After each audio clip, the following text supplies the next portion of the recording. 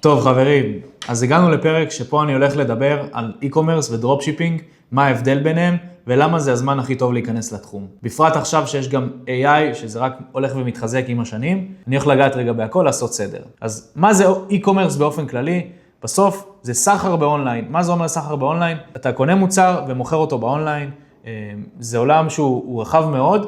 אני הולך רגע לדבר באופן כללי על המודל שהוא מתחת e-commerce שנקרא דרופשיפינג, שזה המודל העסקי שעומד מתחת ל-e-commerce.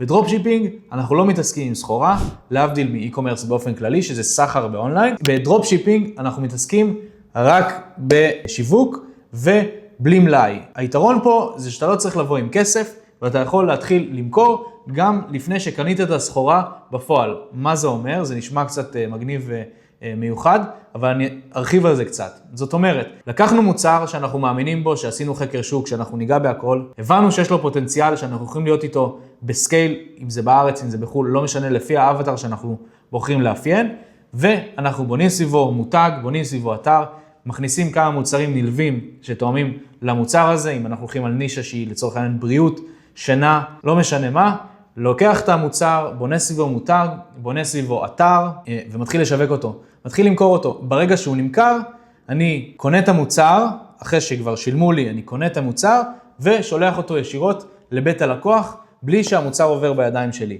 זה נקרא מודל דרופשיפינג, אוקיי? בתוך דרופשיפינג יש פה המון רבדים, יש פה דרופשיפינג ממותג, יש פה רק דרופשיפינג, אנחנו ניגע בהכל.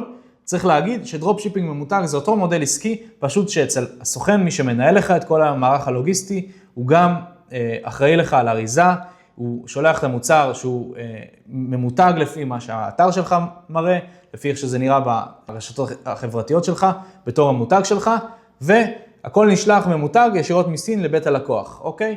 המודל פה הוא מאוד פשוט, מה שהיתרון פה זה שאתה לא צריך, כמו שאמרתי מקודם, להתחיל להיכנס פה לעלויות של סחורה, אחסון, לוגיסטיקה, אריזות, הכל קורה אצל הסינים, הכל מתנהל שם בצורה שהיא מאוד יעילה, וככה אנחנו מתעסקים רק בשיווק. כמובן, לאחר שבנינו את האתר שלנו, שהכל עובד, ואנחנו רוצים להתחיל למכור. אז זה דרופשיפינג. מעל זה יש לנו e-commerce, כמו שאמרתי, זה פשוט סחר באונליין, יש לזה המון רבדים, אני לא אתחיל להיכנס פה לכל דבר ודבר, אבל בגדול, e-commerce זה יותר מותגים שיש להם מלאי, אפילו זרה, שאתם נכנסים לקנות בזרה, באונליין, זה נקרא e-commerce. זה החנות שמתנהלת באונליין, שמוכרת את המוצרים. זה יכול להיות כל מותג. היום לרוב המותגים יש e-commerce מן הסתם, ואנחנו הולכים לדבר במהלך התוכנית הכשרה, בעיקר על דרופשיפינג, אבל אם מעניין אתכם באופן כללי e-commerce, זה גם הכיוון, זה גם יעשה לכם הרבה שכל, הרבה יעשה לכם סדר, איך עושים ואיך פועלים. אז הסברתי מה הם המודלים השונים. עכשיו אני אגע רגע למה זה הזמן הכי נכון להיכנס. באופן כללי, תמיד טוב להיכנס לעולם הזה של האונליין, כי זה רק מתחזק עם השנים. לאחרונה נכנס ה-AI, אגב, אני גם מכיר את התחום של האי-קומרס והדרופשיפינג, גם לפני שהיה AI, צריך להגיד את זה.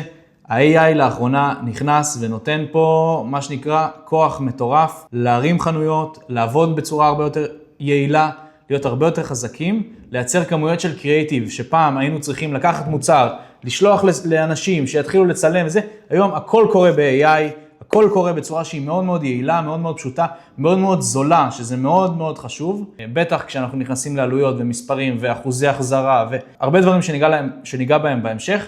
מה שמטורף פה זה באמת שאפשר לייצר היום כמעט 80% בעזרת AI, זה חוסך לנו זמן, זה חוסך לנו כוח עבודה, ואנחנו רק מתייעלים עם השנים.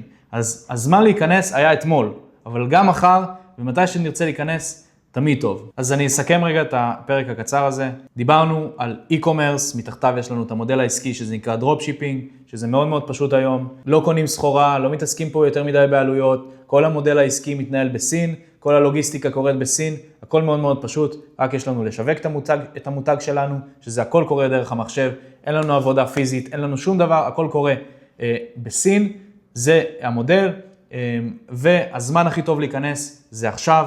למה? כי ה-AI נכנס, הוא נותן פה כוח רציני, הוא מחזק אותנו בצורה שאתם באמת לא תופסים. ניגע בזה, אני הולך ללמד המון AI, אני הולך לגעת בהמון כלים של AI שמחזקים פה את כל הדבר הזה. וזהו חברים, זה היה הפרק שלנו, אנחנו עוברים לפרק של חקר שוק.